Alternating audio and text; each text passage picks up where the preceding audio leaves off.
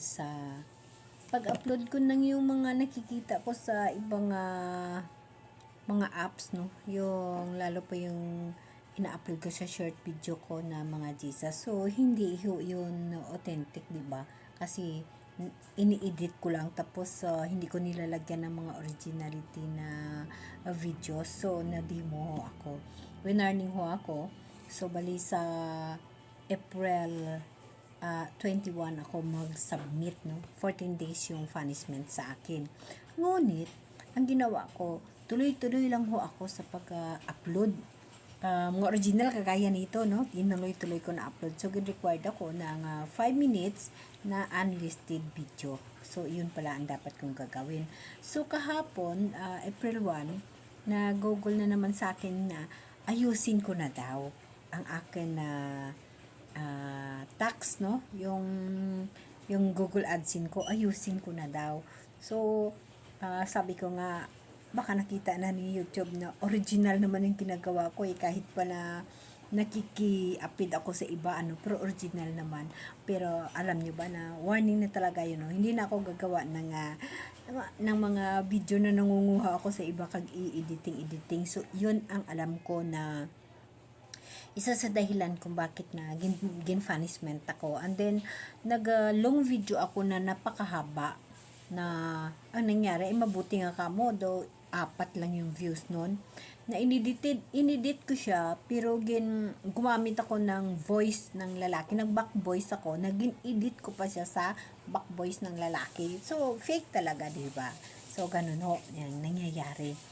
So, kahit sa hinahabol ko na mga picture ni Jesus, kasi hindi ho na nasanib sa isip ko na kumbaga ang video ko is para na propaganda or para na umingkam ng malaki. Yes, nangangarap ako ng malaking income, pero mas priority ko yung magagandang mga video ni Jesus, yung mga video. So, wala naman akong editing at hindi ako marunong mag-editing ng mga ganung bagay. So, pag makita ko dun, ginasave ko, tapos ini-editing ko lang, tinatanggal ko yung mga pangalan nila, tapos ina-upload ko. Kasi, yun ang gusto ko, kasi si Jesus kasi about sa bread, recipe for bread of God ang channel ko. So, mga picture ni Jesus, yung mga video ni Jesus, yung ginagawa ko. Hindi ko sinasadya na kukunin ko yun dahil nakikita ako or gusto kong magdami ang views or parang makapira ka, no? Kinukuha ko yun para gusto ko na yung mismo story ni Jesus, yung mga picture, yung mga video ni Jesus, yun ho ang kinukulit ko. Yun ho ang pinaka-importante sa akin. Yun ho. Kaya nga ho, yung channel ko ay Recipe for Bread of God. Dahil nga, yun ang gusto ko. Yun ang nasa puso ko at nasa isip ko.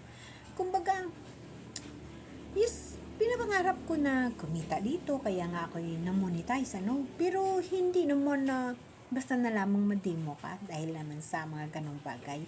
Pero, mas priority ko yung mga picture at mga video ni Jesus na kinukuha ko.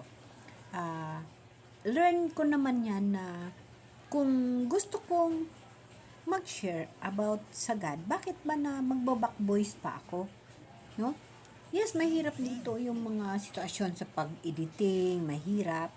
Pero, kung gusto ng isang tao na mag-video talaga nakasama ang mahal na Diyos, gagawa siya ng paraan.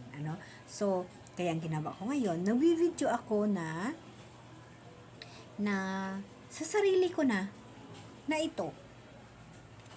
Yes, gusto ko man continue sa monetization kahit konti. Sa isang taon na isang business lang yung kita. Pero mas priority ko na mga picture ni Jesus. Pero, dahil yun na nga nangyayari, so, mag-upload ako na ilabas ko na yung sarili ko. No? Kasi, pagdating kay Jesus, bakit magtago-tago ako? Bakit manguha ako ng iba? So, originality. This is the guidance of the Holy Spirit. Amen?